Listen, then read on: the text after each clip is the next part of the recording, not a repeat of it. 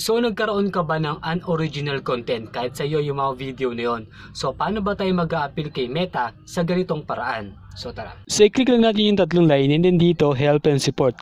Click nyo lang yan and then dito hanapin nyo yung report a problem. So yan. And then dito profile. Kung page ang gamit nyo, click nyo yung page. Sa report a problem guys, dapat sincere tayo sa sinasabi natin at same time totoo yung ilalagay natin dito para at least mapagbigyan tayo ni Facebook or ni Meta sa ating report na ito. So ang tips ko sa inyo guys, kapag nagtatype kayo dito kasi hindi kayo pwedeng bumalik doon, mag-back to zero kayo sa type nyo.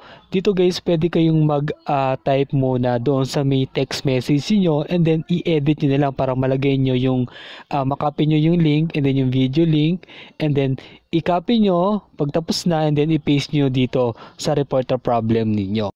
After ng report niyo guys, huwag nyong kakalimutan yung screenshot. Kung nakikita nyo yan sa screen natin, yan, ilalagay nyo yan and at the same time yung inyong profile para at least kumpleto sa rekado yung i-report natin kay Facebook. So pagkatapos nito guys, i-click nyo lang yung send.